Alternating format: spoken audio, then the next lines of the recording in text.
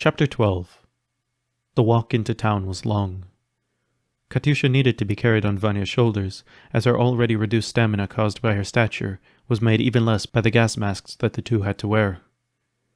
The road was quiet as Vanya walked towards the town. Though it was not usually all too busy, since it was just a farm road, everything seemed quieter now. Vanya felt his rifle through his gloves. The last time he had made his way into town like this, it was after his family was slain. "God, please let her be safe," whispered Vanya. The voice diaphragm of his mask rattled and buzzed at his low voice in Katyusha's ears, but she didn't stop to even think about what he had said. All she could think of was Nona. It wasn't until they reached the outskirts of the village that they could see the impact of the attack.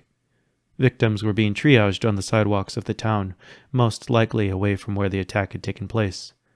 Katyusha got off of Vanya's shoulders and now walked beside him.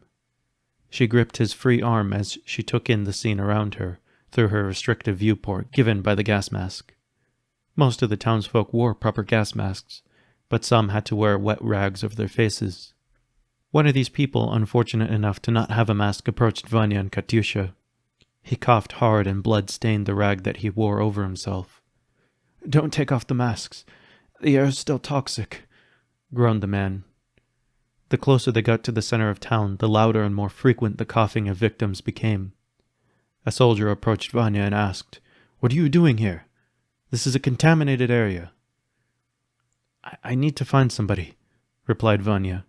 "Why have you come here?" asked the soldier. "This is a dangerous area. You two need to leave." "I need to find somebody," said Vanya once again. "It's not my problem," began the soldier. Vanya lifted his rifle and pointed it at the soldier. "I need to find someone, so you're either going to let me through, or I'm going to get past you another way." The soldier backed up and raised his hands. "Easy, easy. Look, if you need to find somebody, try asking one of the field medics. They're on the south side of the village right now, but the area you're entering is dangerous. Don't say I didn't warn you."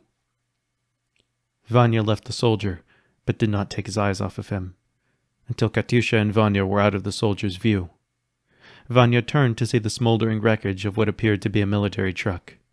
Around its wreckage lay many casualties. Katyusha began choking as she saw the carnage, causing Vanya to turn his attention to her. "Katyusha, are you okay? Is your mask working? Do you smell hay?" Katyusha shook her head and clutched her stomach, and at that moment, Vanya realized what was wrong. I can't breathe," she cried. I need to throw up." "Look at me," said Vanya through his mask. "Look at me, Katyusha." Katyusha turned her head down and began reaching for her mask. "No," he said, grabbing her hands. "Listen to me, Katyusha. You're going to be all right. Okay? Just stay with me." Katyusha nodded, but she was choking back on her own vomit. "Just close your eyes, Katyusha," said Vanya, placing an arm around her and leading Katyusha past the wreckage. The crossroads with the wreck were silent, aside from his and Katyusha's voices. "Just a bit further," said Vanya, pulling her along. Vanya led them into a street ahead of them, and around a second corner, at which point he found himself somewhere that seemed to be safe. "The gas doesn't have too much range. We're moving upwind, okay? Just a bit more," reassured Vanya. The streets were empty here, until Vanya spotted a wagon down one of the streets. "Hey," said Vanya, recognizing the wagon as his own. "Hey," he yelled as he realized the wagon was his. It had crashed into a wall of a small shop. Katyusha opened her eyes and saw the wagon as well.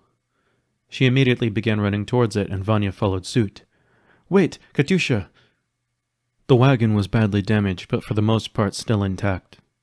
Vanya ran to the driver's side and opened the door to find it empty, but there was blood on the steering wheel and around the inside of the vehicle. A trail of blood led from the car to inside the shop. By the time Vanya had noticed the trail, Katyusha had already begun following it inside. "Nona!" she yelled. Vanya made his way inside and spotted the bloodied Nona laying on the floor of what seemed to be a bar.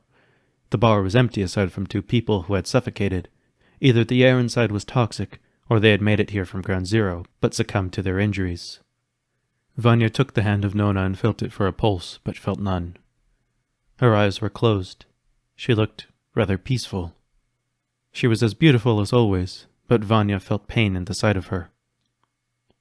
"Nona," whimpered Katyusha. "Nona, please, don't be gone." Vanya had no words, for either Katyusha or for Nona. All he could do was sit with them, and really, he only sat with Katyusha. In that moment, a deep pain set itself within Vanya.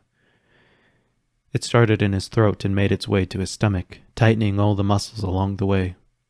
Katyusha lay her head against Nona's breast and cried, her sobs amplified by her voice diaphragm. When at last Katyusha was able to stand, Vanya picked up Nona and carried her to the end of town, where the field medics were, and lay her down on a stretcher. He removed his mask and took the chance to look over her with his own eyes. Katyusha held Nona's hand in hers and kissed it. Vanya rose to his feet and found the town's priest and began discussing a funeral for Nona. But on that day, not only was Nona lost, but a part of Vanya's joy, and a part of Katyusha's innocence.